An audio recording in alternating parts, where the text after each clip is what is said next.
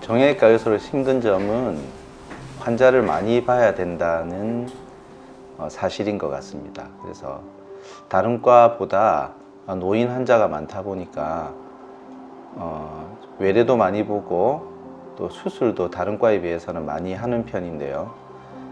이렇게 하다 보니까 한 명의 환자에게 쏟을 수 있는 에너지가 좀 적지 않나, 이런 나름대로 고민을 해보게 됩니다. 그래서 아주 고퀄리티의 진료를 해드리고 싶은데 실상은 또 현장에서는 그러지 못하는 일들이 많이 생기는 것 같습니다. 그것이 정형외과 의사로서 살아가는데 조금 힘든 점이지 않나, 그렇게 생각을 해봅니다. 저는 한 번씩 식당에 갈 때마다 이렇게 연세가 있으신 분들의 이야기를 좀 엿듣기도 하는데요. 제가 한 가지 놀랬던 사실은 제가 생각하는 것보다 훨씬 더 많은 노인분들께서 이렇게 의료에 관심이 높다는 사실입니다. 물론 아프시기 때문에 당연히 높겠지만 그분들의 삶의 가장 큰 관심사가 건강이고, 따라서 이제 질병에 대한 관심도가 매우 높은 것을 볼 수가 있습니다. 그래서 그런 기대만큼 어떤 진료를 볼 때도 그 기대를 충족시킬 수 있는 어떤 뭔가를 해드릴 수 있을까?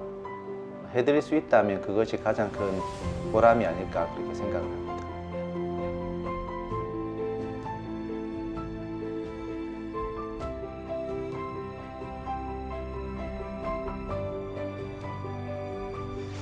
아주 훌륭한 정형외과 의사가 되지는 못해도 적어도 저한테 진료를 받고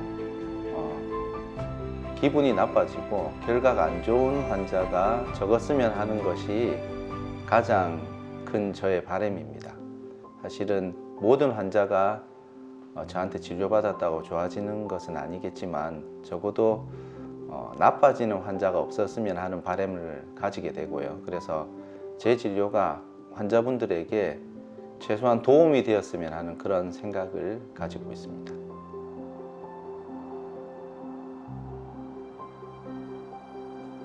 안녕하세요. 저는 좋은삼성병원에 근무하는 정형외과 과장 은일수라고 합니다. 제가 병원에서 주로 하는 일은 연세가 많으신 분들의 관절염을 치료하는 일을 하고 있습니다. 제일 많이 하는 수술은 무릎의 인공관절 수술인데요. 그러다 보니까 제가 만나는 거의 대부분의 환자분들이 노령입니다. 나이가 많으시면 여러 가지 질환이 동반되는 경우가 많은데요. 그래서 오늘의 강의의 주제가 되는 이렇게 투석을 받으시는 분들도 많고, 또 투석까지는 아니더라도 당뇨가 있으신 분, 고혈압이 있으신 분, 또 뇌경색이 있으신 분들, 이렇게 뼈만 아픈 분들 말고 이렇게 다양한 기저질환을 가지신 분들이 병원을 많이 방문하고 계십니다. 그래서 제가 오늘 말씀드릴 주제는 이렇게 투석을 받으시는 분들 중에 뼈질환, 즉 정형외과 질환을 가지신 분들은 어떤 것들이 주의해야 되느냐, 또 어떤 문제들이 발생할 수 있는가, 또 꼭 환자분들도 이런 점은 꼭 알아야 되겠다 싶으신 점들에 대해서 제가 오늘 말씀을 드리도록 하겠습니다. 먼저 제가 도표를 하나 보여드리도록 할게요. 오늘이 이제 2020년입니다. 2020년 현재로 보면은 65세 이상의 인구 비율이 15.6%입니다. 20%가 조금 안 되는 수치죠. 그리고 75세 이상은 6.5%입니다. 그런데 이제 2050년, 앞으로 30년이 지나게 되면 65세 이상의 인구 비율이 38%, 즉 거의 한 40%에 육박하게 되고요. 75세 이상인 분들도 22%, 어마어마한 수치죠. 그래서 이제 이렇게 고령 인구가 급속하게 늘게 됩니다. 우리나라는 다행인지 불행인지 모르겠는데 전 세계에서도 이런 고령화가 가장 빨리 진행되는 나라 중에 하나입니다. 그 중에서도 부산도 우리나라에서도 굉장히 빠른 속도로 노령화가 진행이 되고 있습니다.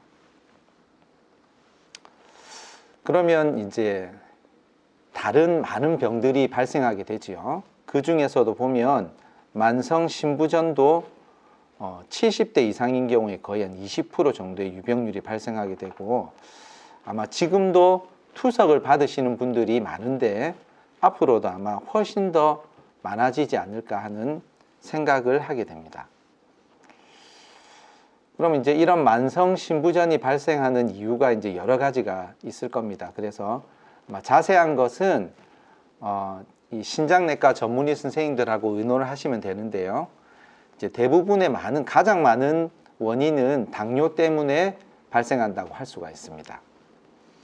근데 제가 오늘 당뇨에 대해서 하나 재밌는 물음을 여러분들께 드릴까 하는데요.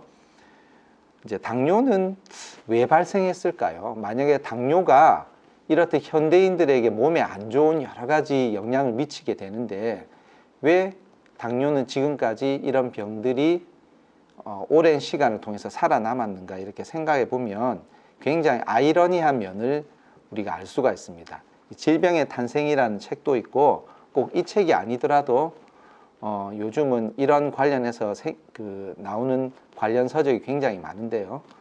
우리가 이제 요즘 대부분 가장 흔한 성인병이다 그러면 고혈압, 당뇨 이런 것들이 아마 있을 수 있을 겁니다. 근데 이 두 가지는 인류가 특히 이제 수렵 시대를 거쳐오면서 우리가 살아남기에 가장 중요한 무기였습니다. 그래서 우리 몸의 유전자 중에 당뇨나 고혈압을 유발할 수 있는 그런 요인이 없는 분들은 옛날에는 많이 돌아가셨어요.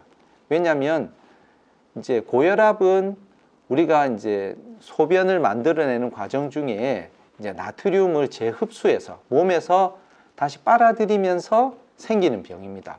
근데 우리가 잘 못 먹고 이럴 때는 그냥 소변으로 나가는 것보다는 우리 몸에 뭔가 염분기를 더 두는 것이 생존이 굉장히 유리했습니다. 당뇨도 마찬가지입니다. 당뇨는 쉽게 말하면 칼로리를 지방의 형태로 몸에 저장을 시키는 이제 기능을 가진 것이 이제 인슐린인데요. 이 인슐린에 이제 어떤 분비에 문제가 생기면서 당뇨가 발생하게 됩니다. 근데 이제 원래는 인슐린은 우리가 이제 수렵 시대 때 어느 날 무슨 음식을 많이 먹게 됐다. 그러면 음식을 먹고 그냥 그때 끝나는 게 아니고 지방이 어디에 다 축적을 시키는데 인슐린이 굉장히 중요한 역할을 했습니다. 그래서 그런 분들이 수렵 시대 때는 잘 살아남았어요. 우리 선조들은 이런 성향을 가지고 지금까지 생존을 했는데 이제 시대가 바뀌어 버렸습니다. 무슨 시대가 되었을까요? 이제 많이 먹으면 병이 생기는 시대가 되었습니다. 그래서 이제 이런 것들이 이제 요즘 시대에는 오히려 많이 먹어서 생기는 병도 당뇨죠. 근데 아주 또 아이러니한 것은 서양 사람보다 동양 사람들이 훨씬 많습니다. 이제 그런 이야기들이 있고요. 그러면 이렇게 이제 당뇨에 의해서 이제 투석을 받으시는 분들이 있는데요. 이런 분들에게 제가 오늘 말씀드릴 것은 투석 환자에게는 뼈에 문제가 생기니까 골절이 더 잘 일어나는가, 그리고 그럼 투석 환자들은 골절이 되기 전에 이런 골다공증이 더 잘 생기는가, 그 다음에 투석 환자가 요즘은 이제 정형외과 수술을 받는 일들이 있습니다. 예를 들면 관절염 때문에도 받고 앞에 말씀드린 골절이 있어서 받을 수도 있거든요. 이럴 때는 어떤 주의사항이 있는가, 그렇다면 이제 위험하기 때문에 그런 수술을 받으면 안 되는 건가, 그리고 이제 투석 환자들도 관절염이 있어서 약을 먹으시는 분들이 많습니다. 이런 분들이 약을 먹을 때 주의해야 될 점은 무엇인가, 이런 것들에 대해서 제가 몇 가지 말씀을 드리도록 하겠습니다. 투석 환자는 골절이 더 잘 일어날까요? 예, 골절이 일반 환자에 비해서 2 내지 17배라고 하는데 그 정도는 아닌 것 같고요. 한 한 2배 정도는 좀 더 많이 생기지 않는가 하는 것이 제가 진료실에서 받은 이제 환자분들을 봤을 때 느끼는 점입니다. 그리고 이제 아주 작은 골절들은 크게 문제가 없는데 대퇴골이라고 하지요. 이제 대퇴골 골절이 투석 환자들에게 있어서 더 잘 발생하기도 합니다. 지금 제가 입원하고 있는 환자분들 중에도 한 분이 이제 대퇴골 골절로 수술을 받았는데 남자분이에요. 남자분은 대퇴골 골절이 잘 안 생기는데 또 이분은 60도 안 됐습니다. 그러면은 50대 후반의 남자가 대퇴골 골절이 됐다. 아마 만성 신부전이 이제 투석을 받는 환자분이 아니었으면 잘 발생하지 아마 않았을 겁니다. 근데 이제 일반 환자들보다는 뭔가 골절을 치료하는데 조금 애로사항이 좀 더 있다고 아시는 게 좋을 것 같습니다. 여기 보시면 이제 이게 콩팥입니다. 콩팥에서 이제 소변이 만들어지는 과정인데요. 여기에 보시는 것처럼 여러 가지 물질이 들어가고 나가고 하고 있습니다. 근데 이 중에서도 인이나 칼슘, 비타민 D, 부갑상선 호르몬의 대사에 문제가 생깁니다. 투석 환자분들은. 그럼 이런 것들이 무슨 결과를 나타내느냐?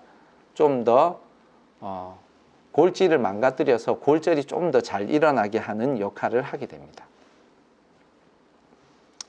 또 이제 투석을 받으시는 분들은 이렇게 약을 많이 드시죠. 이런 약들이 또 골절을 만들기도 하고요. 또 이렇게 이제 투석을 많이 받으시는 분들은 당뇨가 있고 또 이렇게 시력이 조금 안 좋으신 분들이 많습니다. 그래서 좀 더 골절이 잘 일어나는 편이고요. 또 이렇게 투석 환자분들 중에서 잘 못 걷고 이제 신경장애가 있거나 이제 당뇨병도 오래되면 발의 감각이 떨어지고 이렇게 걷는데 좀 문제가 생기기도 합니다. 이런 분들이 넘어지면 이제 골절이 잘 발생을 하지요. 그래서 이제 골다공 이제 두 번째 문제는 투석 환자는 골다공증이 더 잘 생기는지 여기에 대해서도 알아보도록 하겠습니다. 골다공증 환자는 투석 환자들에게서 좀 더 많이 발생하는 것으로 되어져 있습니다. 우리가 이제 뼈는 안에 보면 이렇게 정상적인 구조를 이루고 있는데 이렇게 보면은 골다공증이 있으면은 피질고가 소주골 속에 이렇게 구멍이 나듯이 뻥뻥 뚫리게 됩니다.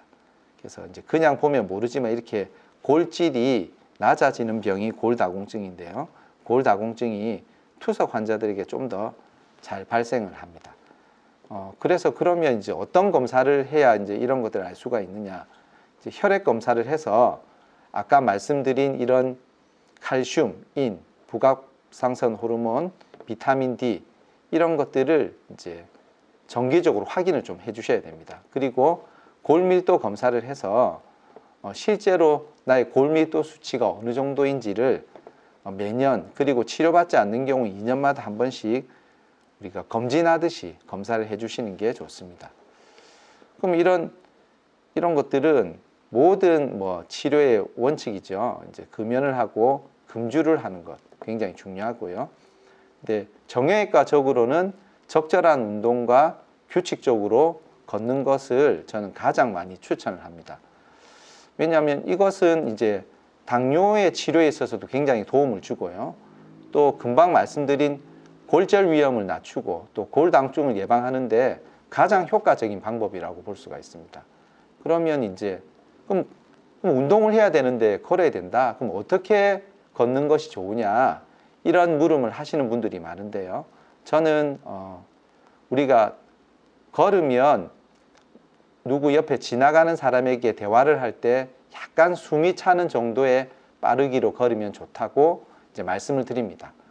만성 신부전이 있는 그리고 투석을 하는 분들이 뛰는 것은 굉장히 위험하고요. 또 다른 합병증이 생길 수가 있습니다. 하지만 조금 숨이 조금 차는 정도의 빠른 속도로 걷게 되면은 관절염에도 도움이 되고 또 이렇게 투석을 하는 이제 신장 관리에도 이제 도움을 주게 됩니다. 그리고 음식을 이제 적절하게 잘 드시고 하는 여러 가지 관리하는 방법이 있겠죠.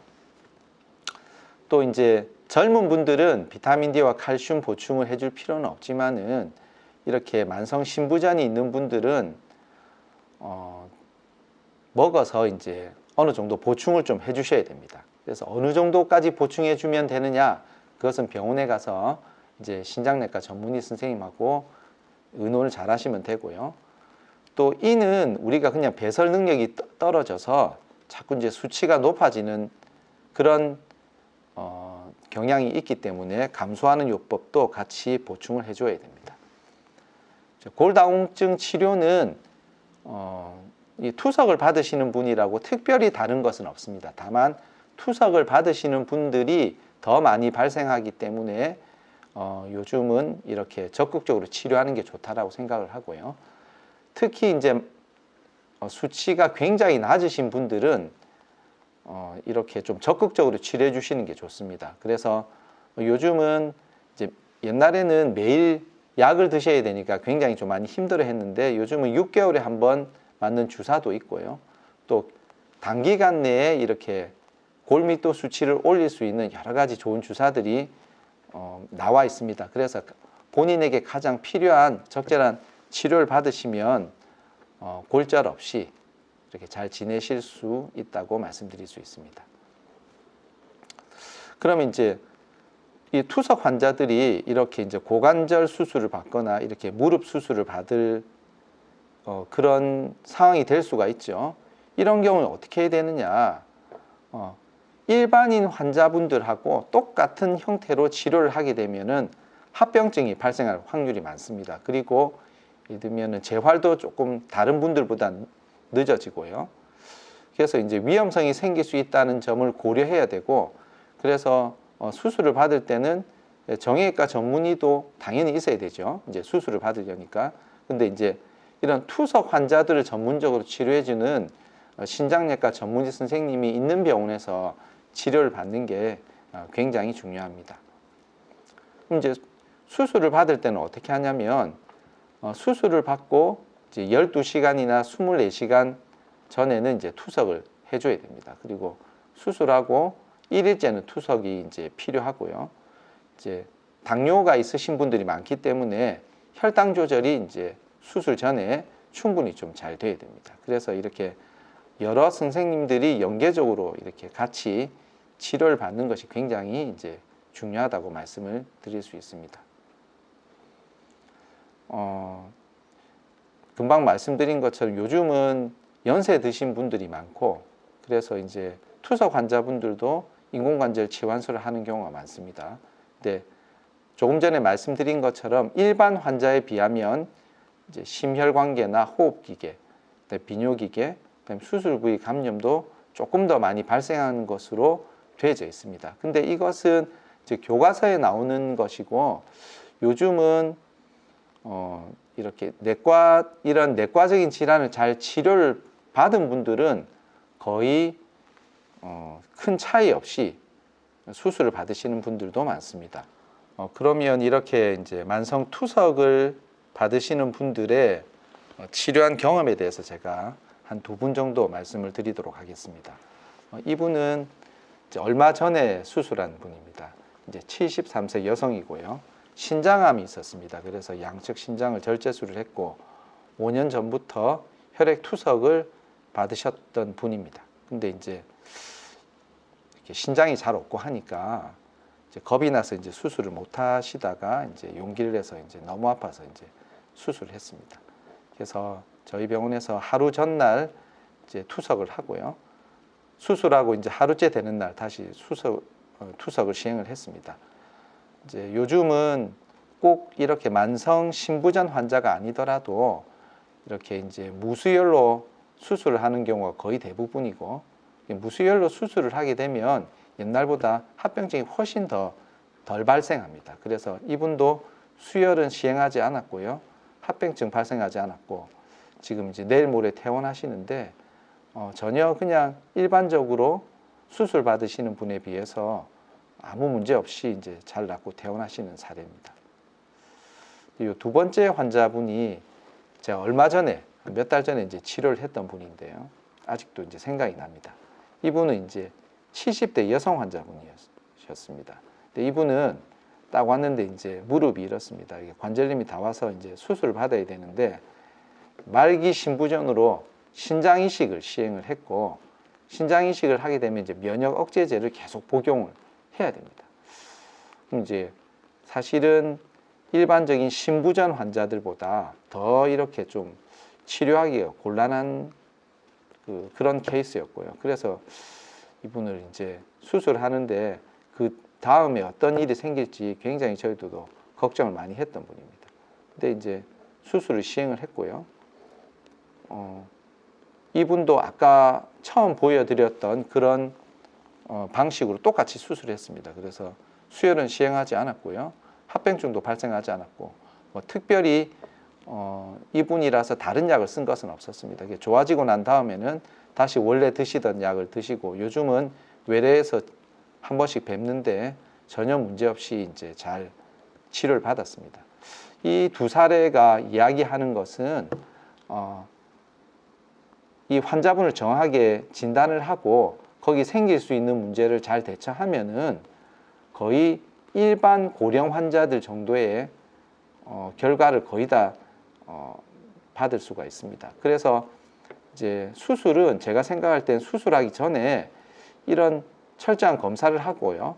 그다음에 수술 전후에 어떻게 치료하겠다, 또 투석은 어떻게 하겠다, 그다음에 이런 것들을 이제 신장내과 과장님, 그다음에 심장내과 과장님, 또 내분비내과 과장님하고 같이 잘 의논을 하게 되면은 특별한 문제 없이 수술을 성공적으로 받으시는 분들이 훨씬 많다라 하는 것이 저의 이제 그 치료의 경험입니다. 지금까지 제가 보여드렸던 사례는 뭐 특별히 어떤 다른 문제 없이 나았던 분들을 이제 말씀을 드렸습니다. 그러면 이렇게 만성 신부전이 있는 분들은 아무 문제가 없구나. 무슨 정형외과 수술을 해도 문제가 없고, 뭐 약 먹어도 문제가 없고, 뭐 당연히 그럼 시술 정도는 아무 문제가 없겠구나. 이렇게 생각하실 수도 있습니다. 근데 이제 틀린 말씀은 아닌데 전제 조건이 굉장히 중요한 것이 필요합니다.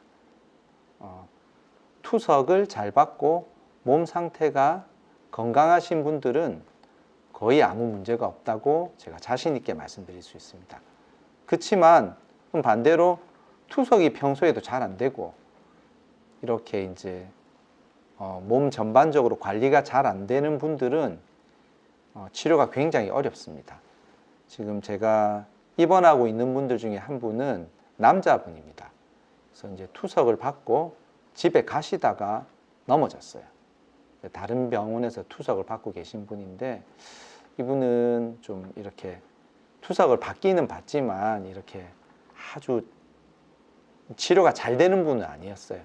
여러 가지 그런 뭐 개인적인 사정이 있었겠죠. 이제 그러다 보니까 병원에 입원했을 때 검사 수치가 정상인 게 거의 없었습니다. 근데 그냥 뵈면 이렇게 그렇게까지 안 좋아 보이지는 않는데 검사해 보면은 수치가 정상이 거의 없었습니다. 그래서 당도 조절이 잘 안 되고요. 그다음에 뭐 염증 수치도 높고, 뭐 백혈구 수치도 높고, 뭐 아까 전에 말씀드렸던 거의 전해질이 다 수치가 맞지를 않았습니다. 그래서 이제 수술을 이제 골절이 되면 이렇게 수술을 너무 오래 있다가 하면 좋은 게 하나도 없습니다. 그래서 대부분은 특히 대퇴골 골절이 되면 뭐 일주일 안에는 하는 것이 좋은데 이분은 거의 한 3주를 기다려서 수술을 했습니다. 왜냐하면 아무리 뭐 수술하기 전에 중환자실에 계셨는데요. 아무리 뭐 투석을 하고 뭘 해도 오랫동안 몸 관리가 안 되다 보니까 수치가 거의 정상화가 되는 게 불가능했습니다. 그래서 이제 완전 정상화는 되지 않는 상태에서 수술을 받았고요.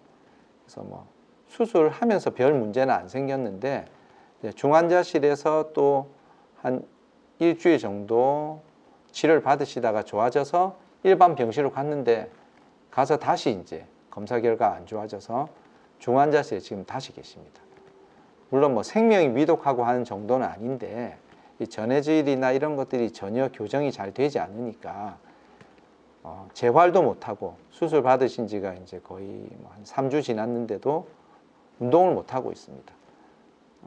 대부분 대퇴골 골절이 돼도 2주 길면 3주면은 운동을 시작해야 결과가 좋은데 너무 오래 계시면 근력도 떨어지고 잘 못 걷게 되는 경우도 많습니다. 그래서 제가 만성 신부전이 있어서 투석을 받으시는 분들에게 꼭 드리고 싶은 말씀은 투석을 아주 잘 받으셔야 된다. 그리고 어떤 대부분은 그렇겠지만 좋은 내과 선생님을 만나서 적절하고 이제 긴 치료를 받아야 됩니다. 그런 분들은 거의 문제가 없고 정형외과 질환도 잘 치료가 됩니다. 안 그런 분들만 이제 문제가 되죠. 그래서 이제 저는 만성 신부전이든 고혈압이든 무슨 당뇨든 어떤 기저질환도 잘 조절되는 모든 만성 질환은 크게 문제가 된다고 생각하지는 않습니다. 물론 정상인들보다는 위험성이 있겠지만 큰 문제가 되지 않는다라고 저는 치료하면서 많이 느꼈고요. 그래서 이러한 것들을 어떻게 잘 관리하느냐, 이것이 이제 고령의 환자분들에게 꼭 당부드리고 싶은 내용입니다. 사실은 우리가 이제 오래 살다 보니까 기저질환이 하나도 없는 분들은 외래에서 거의 만나기가 어렵습니다. 그러면 이러한 것들을 어떻게 잘 인정하고 잘 관리하느냐, 그러면은 이렇게 노인 생활도 즐겁고 행복하게 받을 수가 있습니다. 관절염이 너무 많아서 잘 움직이지도 못하고 그러면 단순히 통증만 많이 오는 것이 아니라 오래되면은 우울증도 발생하고요. 좀 성격도 조금 평소와 달라지는 경우가 많습니다. 또 친구도 잘 못 만나니까 더 그런 면이 가속화되고요. 그래서 좋은 치료를 받는 가장 중요한 시작점은 투석을 잘 받고, 그다음에 내과 선생님과 의논을 잘 하시고, 또 정형외과 선생님과도 의논을 잘 하셔가지고 적절한 치료를 받으시면 투석은 받지만 또 즐겁게 인생을 살아가실 수 있을 거라고 생각합니다. 그리고 이제 이렇게 이제 수술할 정도는 아닌데 관절염이 있어서 약을 계속 복용해야 되는 분들이 있습니다. 그런 분들이 이제 걱정해야 될 약은 이렇게 소염 진통제랑 이제 아편 유사제가 있습니다. 물론 이 소염 진통제 중에는 이렇게 신독성이 이제 있어서 이제 자녀 신기능을 더 악화시키는 약이 있기는 한데, 사실은 투석을 받으시는 분들은 또 사실 크게 문제는 없습니다. 그래서 하여튼 신장이 안 좋으신 분들은 자기가 무슨 소염 진통제를 먹고 있는지 아셔야 되고요. 이것을 이제 정형외과에서 처방을 받지만 신장내과 과장님하고도 잘 의논을 하셔야 됩니다. 그래서 이제 요즘은 이렇게 진통제보다는 아편 유사제를 처방을 받는 경우가 더 많습니다. 물론 직접적으로 이러한 약제가 신독성을 가진 건 없지만 장기적으로 아주 오래 복용하게 되면 문제가 있을 소지가 있기는 합니다. 그래서 이런 경우에도 제한적으로는 사용할 수 있고요. 그래서 이 약을 장기로 복용하시는 분들은 꼭 내과 과장님들하고도 상의를 하셔서 이런 약을 내가 먹고 있다고 말씀을 해 주셔야 됩니다. 그러면 이제 이런 내용들을 다 합쳐서 제가 몇 가지 정리를 해서 말씀을 드려볼까 합니다. 만성 신부전 환자는 정형외과 문제, 금방 말씀드린 것처럼 골절 문제, 이런 문제들이 좀 더 잘 발생하는 것으로 되어져 있습니다. 다행인 것은 만성 신부전 환자라고 해서 관절염이 더 많이 발생하는 것은 아닙니다.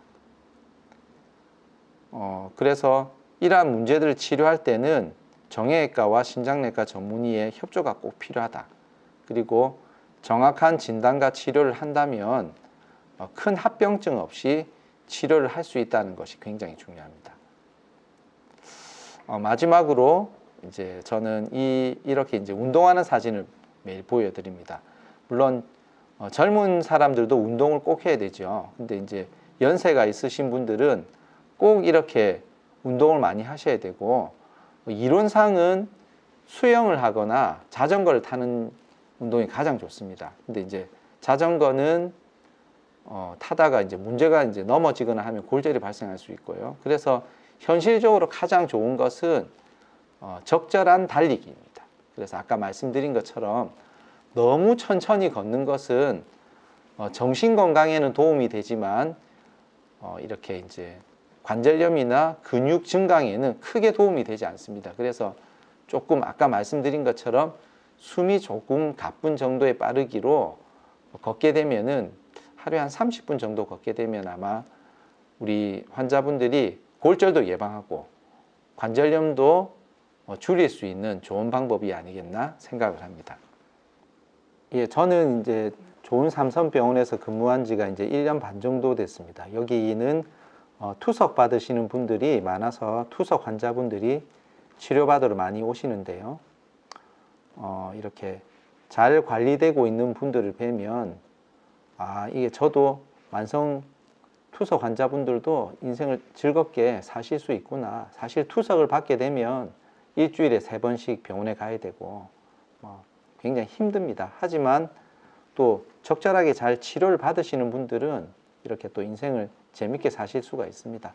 저도 우리 그런 그 투석 받으시는 분들이 좋은 치료를 받을 수 있도록 열심히 할 테니까 또 관절염이 있으시거나 무릎이 아프시거나 하시는 분들이 있으면 좋은 삼성병원 정형외과를 찾아주시면 친절하게 말씀드리고 성심성의껏 잘 치료해 드리도록 하겠습니다. 감사합니다.